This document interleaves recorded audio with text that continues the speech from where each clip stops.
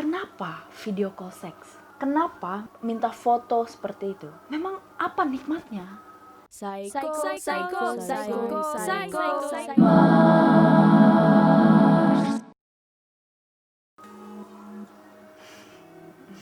Ini hal yang lagi rame banget di tengah pandemi COVID-19, yaitu video call seks dan pap tete. Coba kalian ngaku dulu, kalian mau perempuan, mau laki-laki, siapa yang suka minta-minta kirim pap vagina ke penis atau payudara, dan juga suka melakukan video call seks. Oke, pembahasan kita seputar itu ya. Jadi kalian jaga pikiran dulu, jangan kemana-mana. Kita akan diskusi tentang ini. Di tengah pandemi ini orang-orang tidak bisa ketemu sama dia punya pasangan kan, dan banyak sekali yang akhirnya melakukan video call seks, lalu minta foto-foto dari mereka punya pasangan. Nah, saya punya pertanyaan ya, yang saya merasa belum mendapatkan jawabannya. Kenapa video call seks? Kenapa minta foto seperti itu? Memang apa nikmatnya? Memang itu bisa bikin kalian terangsang?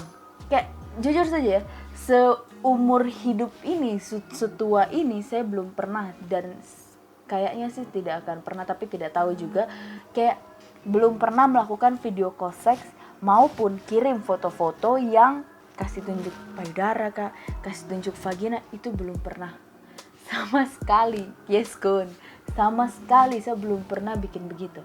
Makanya saya jadi tidak tahu nikmatnya itu di mana.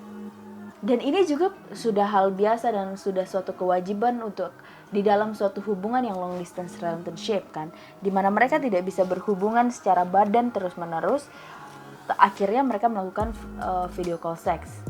Nah itu juga sama, saya punya pertanyaan ini tuh masih sama untuk kalian yang melakukan ini. Nikmatnya itu di mana sayang? Saya macam gimana ya? Memang itu bisa bikin kalian terangsang, itu bisa bikin kalian enak, itu bisa bikin kalian puas, atau hanya lihat tubuh saja kah? Atau memang hanya ingin melihat tubuh? Ini saya masih bingung juga sih, maksudnya ini saya punya pertanyaan besar selama ini.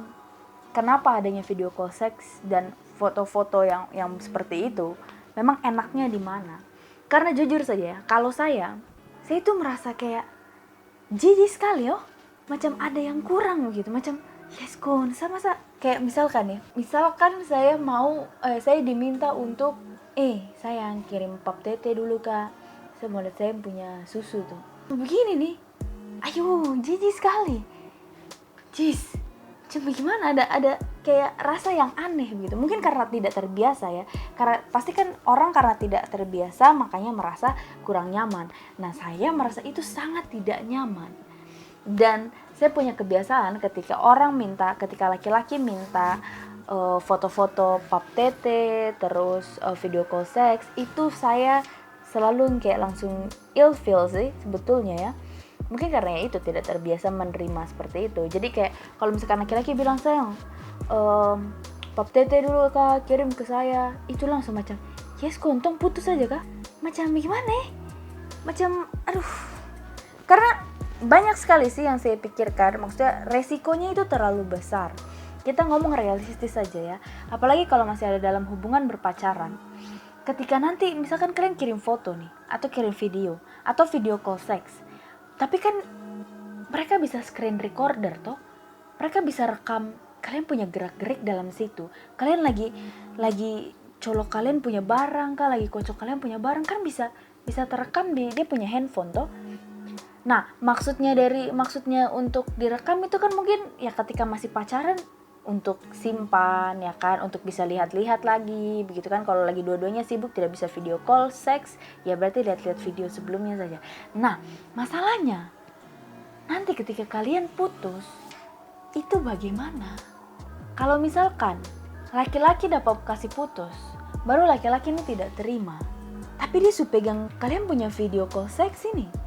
Dia sudah pegang kalian punya foto-foto pap tete, foto-foto vagina. Kalian tidak takut disebarkan kah? Itu sudah banyak sekali kasusnya loh. Bahkan saya punya teman pun sudah ada seperti itu. Case-nya sudah ada seperti itu. kayak terlalu banyak resiko untuk melakukan hal itu gitu loh. Kalau kalian mau nakal, ya sudah, nakal boleh tapi main cantik sayang. Jangan terlalu main kotor macam begitu. Kalau nanti misalkan tersebar, kalian putus baru laki-laki nih kasih sebar kalian punya video, kasih sebar kalian punya foto, bagaimana? Kalian nama baik ini akan menjadi apa? Baru kalau sebegitu siapa mau help sayang? Siapa yang mau kasih bagus kalian punya nama lagi? Kalian sudah jaga nih. Kalian sudah jaga baik-baik seumur kalian hidup, selama kalian hidup. Baru hanya karena masalah sepanggal begitu, kalian punya nama baik rusak. Kalau misalkan kalian sudah ada terjadi hal seperti itu, baru kalian punya lingkungan sudah lihat. Pasti kalian akan jadi bahan pembicaraan, pasti kalian akan dipandang sebelah mata. Apalagi laki-laki lain ketika mendekati kalian pasti akan berpikir, perempuan nih bisa saja aku naik. Toh, itu yang harusnya kita jaga. Kita sama perempuan harusnya menjaga. Nah, di sini saya mengingatkan karena saya juga selain saya heran kenikmatan apa yang ada dari situ, dan saya juga mau bilang sama kalian untuk kalian harus jaga diri. Kalian harus buka pikiran ini apa saja hal-hal negatif yang bisa terjadi ketika kalian melakukan itu. Bukan berarti karena baru kalian bilang, saya sayang sama siapa itu atau makanya saya bikin video call seks, makanya dia ajak saya video call seks terapa, saya kirim foto-foto pap atau apa. Nah itu kan selama kalian punya hubungan ada baik-baik saja. Tapi kalian tidak pikir kah ketika kalian punya hubungan lagi tidak baik-baik saja, misalkan putus nih atau lagi ada masalah, baru putus, kalian bisa dapat ancaman itu loh. Kalian bisa dapat ancaman, yes kok perempuan tidak tahu diri, saya kasih sebarku punya foto-foto nanti. Kita tidak akan tahu. Dan itu menurut saya adalah hal yang bodoh untuk dilakukan. Nah kalau menurut saya kalau misalkan video call seks apalagi di hubungan yang long distance relationship, berarti itu harus saling menghargai dan harus saling nyaman sih menurut saya ya. Dan harus saling senang juga melakukannya. Karena kalau tidak, kasihan juga tuh salah satu ada yang merasa terpaksa, ada hanya karena itu sebuah kewajiban gitu kan. Menurut saya itu nggak fair untuk dilakukan kalau perasaannya seperti itu. Dan juga kalau misalkan memang dua-duanya nyaman untuk melakukan itu, ya tidak apa-apa. Tapi kalau tidak nyaman, misalkan ya, contoh seperti misalkan saya ada di hubungan yang long distance relationship, lalu saya punya pai tua minta saya untuk video call seks atau kirim-kirim foto, pap tete atau apa barang. Nah, masalahnya saya tidak nyaman. Saya mungkin karena belum terbiasa atau bahkan tidak pernah melakukan itu, sampai akhirnya saya merasa hal tersebut tidak nyaman untuk dilakukan dan tidak enak untuk dilakukan begitu. Nah, kedua belah pihak menurut saya harus bertoleransi gitu. Dimana mungkin laki-laki bisa, ya sudah sayang foto macam begini atau diajari. Nah, tapi juga kalian yang menerima video call seks, kedua belah pihak ini harus bisa sangat dipercaya. Jangan sampai nanti supisa baru itu bikin perkara baru lagi. Baru kayak, yes gue ancam-ancam yang tadi yang saya bilang tuh. Yang saya kasih contoh di awal, ancam-ancam untuk sebarkan video, sebarkan foto. Itu menurut saya, mau kau laki-laki, mau kau perempuan, itu adalah hal paling brengsek. Jangan bikin begitu ya. Kalau bikin begitu tuh, aduh Tuhan, macam kalau salah. Itu macam kalau saya bisa ramasko, saya akan ramasko habis sih. Saya akan yang jago punya batang leher sih kayaknya. Jangan begitulah. Kita harus saling menghargai satu sama lain toh. Kalau misalkan memang sudah punya kesepakatan untuk melakukan video call seks maupun kirim foto seperti itu, ya sudah, itu ranah pribadi dan itu private. Jadi harusnya itu hanya dikonsumsi oleh kalian. Dan juga video call seks itu kan ada juga video call seks yang berbayar tuh, macam di aplikasi-aplikasi macam Bigo Live kah atau apa. Kalian harus isi bayar begitu kan. Bahkan ada account di Line waktu itu yang saya lihat, macam dia buka untuk lagi buka video call seks nih premium. Untuk member harganya sekitar 50-75 ribu. Nah, kalau kalian bayar itu, baru kalian bisa nonton si perempuan ini bermain. Masalahnya, bagaimana dia punya rasa kan.